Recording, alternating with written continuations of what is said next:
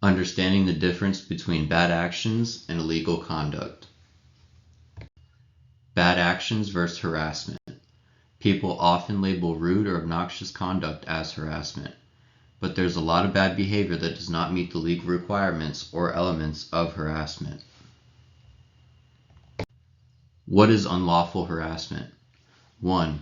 Unlawful harassment is defined by laws that identify specific conduct and situations. 2. If bad behavior meets the legal definition, then it's harassment. 3. If it doesn't, it's still an issue requiring attention, just not legal attention. Our words matter. How we describe conduct matters. Different words trigger different responses. And since harassment is a legal issue, describing conduct as harassment triggers a legal response.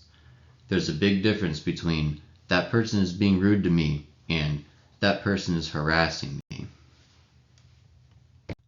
Different responses. When you use the word harassment, an HR leader will step in and evaluate the situation from a legal lens. And if the situation isn't a legal one as was described, it may not get as practical or helpful of a response. How you describe and label conduct influences the response and remedy you'll receive. Be thoughtful in your description and make it easy for coworkers and HR partners to respond in a way that addresses and remedies the situation.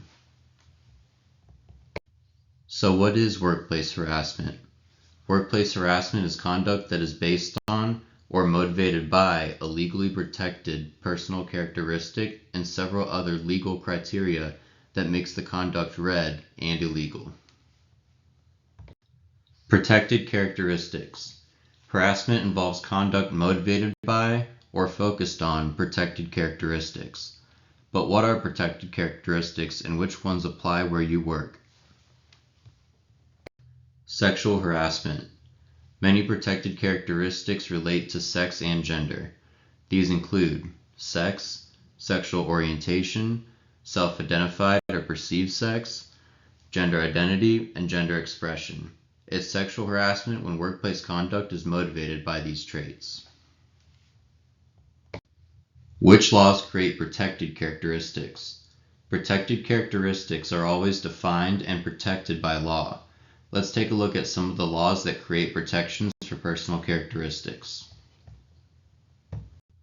For Texas and federal, race, color, religion, sex, including pregnancy, childbirth, and related medical conditions, national origin, age, 40 or over, disability, and genetic information.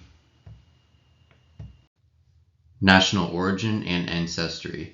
National origin and ancestry refers to an individual's or their ancestors' place of origin, nation, tribe, or other identifiable group of people from which a person descends. This also includes having the physical, cultural, or linguistic characteristics of a national origin group. Disability. Disability is broadly defined as a mental or physical impairment, disorder, or condition that limits a major life activity.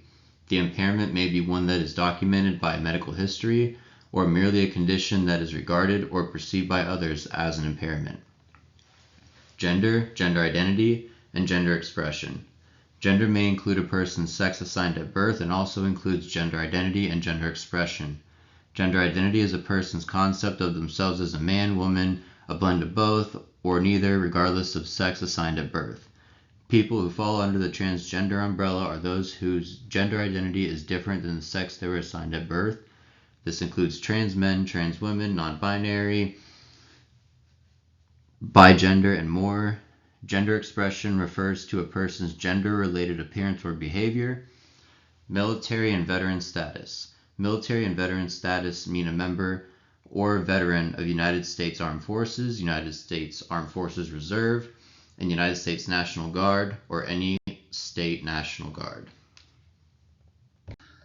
Race and color. Race is a social tool used to categorize people into distinct populations or groups by hereditary characteristics, geographic ancestry, culture, history, language, physical appearance, ethnicity, and social status. California also defines race to include Traits historically associated with race, including but not limited to hair texture and protective hairstyles. New York City offers protections with respect to natural hairstyles. Color refers to a person's skin color and can be used to compare skin color between races or within the same race. Religion and creed. Religion and creed refer to a set of beliefs concerning the cause, nature, and purpose of the universe, usually involving devotional and ritual observances and often containing a moral code governing the conduct of human affairs. Age. Age refers to 40 and over as federally and in most states. Some states, such as Oregon, interpret age to mean 18 years or older. Sex. Sex involves being male, female, intersex, or transgender. It also includes the state of pregnancy and everything encompassing that.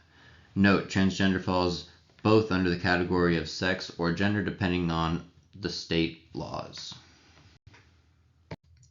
Family and Medical Leave Act. The Federal Family and Medical Leave Act provides employees with several different types of protected leaves of absence and other time off from work.